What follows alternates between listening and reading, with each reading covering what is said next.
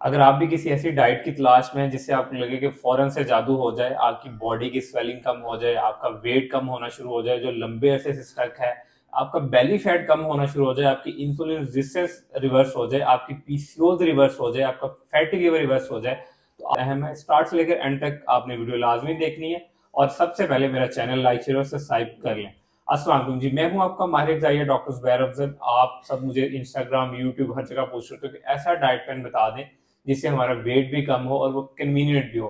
तो आज के दौर में जो सबसे ट्रेंडिंग टेक्निक है वो है इंटरमीडिएट फास्टिंग। इंटरमीडिएट फास्टिंग कोई डाइट प्लान नहीं है, ये बेसिकली एक टेक्निक है जिसमें आप वेट भी रिड्यूस करते हैं, इंसुलिन को भी रिवर्स करते हैं, पीसीओएस को भी रिवर्स करते हैं और फैटी लिवर को भी रिवर्स करते हैं। तो कौन लोग इंटरमीडिएट फास्टिंग नहीं कर सकते, किन लोगों के लिए ये ठीक नहीं है, वो भी इस वीडियो में डिस्कस करूंगा। आपने स्टार्ट से एंड तक वीडियो लाजमी देखनी। सबसे पहले हम डिस्कस कर लेते हैं इंटरमीडिएट फास्टिंग।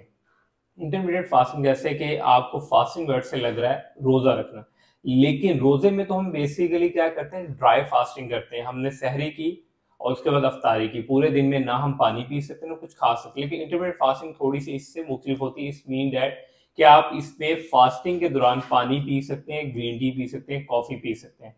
इसलिए इसको इंटरमीडिएट फास्टिंग का नाम दिया गया है। अब इंटरमीडिएट फास्टिंग क्या करती है? इंटरमीडिएट फास्टिंग जब आप कुछ टाइम के लिए एक स्पेसिफिक विंडो में खाना खाते हैं, उसके बाद छोड़ खाना बंद कर देते हैं, तो आपकी बॉडी के अंदर एक रिपेयर का प्रोसेस होता है। आपकी बॉडी में एक ऑटोफेगस का प्रोसेस होता है जिसमें आपकी बॉडी क्या करती है, जो फाजल मादे हैं उनको खाती है या बॉडी से निकाल देती है। जिससे ये होता है कि आपकी इंसुलिन रिवर्स होती है, पीसीओएस रिवर्स होता है, आपका वेट जो है वो कम होना शुरू हो जाता है, आपका पेट अंदर जाना शुरू हो जाता है, आपका बेसिकली फैट बर्न होना शुरू हो जाता है। इंटरमीडिएट फास्टिंग को हम डिफरेंट विंडोज में लेते हैं। इंटरमीडिएट फास्टिंग का मतलब होता है कि स्पेसिफिक टाइम में आपने खाना है और उसके बाद खाना पीना बंद कर देना है। किस टाइम में कितना खाना है उसकी विंडोज हैं। सबसे पहले जो विंडो आपको रिकमेंड की जाती है वो होती है 12 घंटे की। और सुबह 8 बजे खाया है तो रात को 8 बजे खाना बंद कर दें। जो जितने भी बिगनर्स हैं उनको 8 to 8 की विंडोज पे आना चाहिए। उसके बाद नेक्स्ट विंडो होती है 10 से 14 घंटे फास्टिंग करें। उसके बाद जो थर्ड नंबर पे विंडो होती है वो होती है कि 8 घंटे खाना खाएं, 16 घंटे आप फास्टिंग करें। और सबसे लास्ट में जो एटलीस्ट कि आपने 3 मंथ इंटरमीडिएट फास्टिंग में गुजार चुके होते हैं, वो विंडो होती है कि आप 6 घंटे खाना खाएं और 18 घंटे फास्टिंग करें। ये हाईली स्पेसिफिक फॉर्म है, ये सिर्फ वही लोग कर सकते हैं जो ऑलरेडी इंटरमीडिएट फास्टिंग कर चुके हुए हों।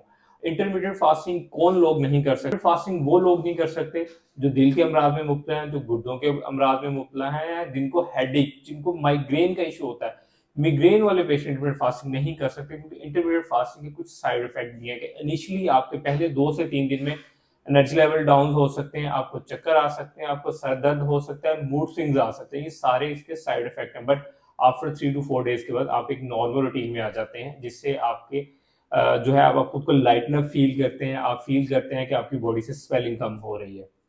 अब आ जाते हैं कौन लोग कर सकते हैं, वो वीडियो के मैं स्टार्ट में ही बता चुका हूँ। अब आ जाते हैं कि इसमें कौन सा डाइट प्लान लेना है। ये कोई कस्टमाइज डाइट प्लान नहीं है, मैं जस्ट आपको एक स्पेसिफिक या कोई ऐसे पेशेंट के लिए प्लान नहीं दे रहा, ये जनरल एक प्लान है। अगर आप कस्टमाइज डाइट प्लान लेना चाह रहे हैं तो मेरा नंबर जो है नीचे डिस्क्रिप्शन में मेंशन है, वहां से कांटेक्ट करके मुझसे कस्टमाइज इंटरमीडिएट फास्टिंग प्लान ले सकते हैं।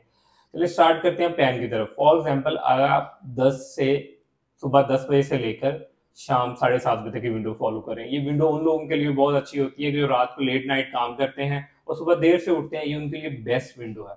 सुबह 10 बजे उठें।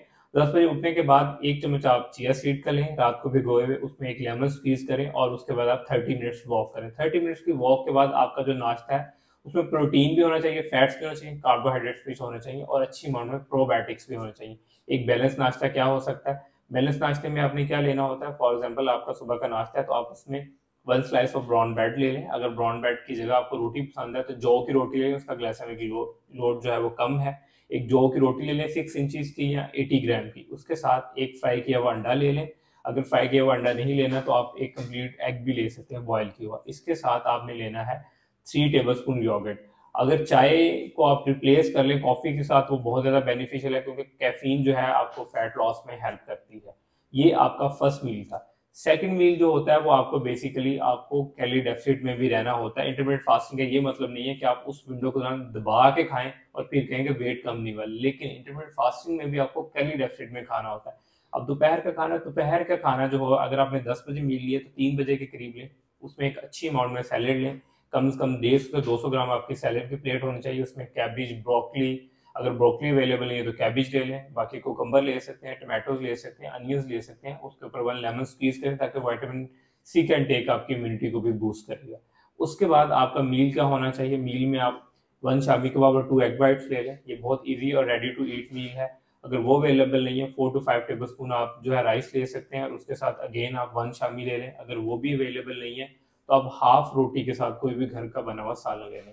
इसके बाद आ जाती है आपका इवनिंग स्नैक। इवनिंग स्नैक में आपने क्या लेना है, दालचीनी अदरक का कहवा। दालचीनी जो है बेसिकली सिनेमन आपकी इंसुलिन रेजिस्टेंस को भी कम करती है, पीसीओएस में भी हेल्पफुल है और फैटी लिवर में भी। साथ 1 स्लाइस ऑफ आप जिंजर अदरक का ले लें, कहवे को बॉईल कर लें और उसको 1 कप को इंटेक कर लें विद 5 आलमंड्स। ये आपका इवनिंग स्नैक हो गया। उसके बाद है डिनर।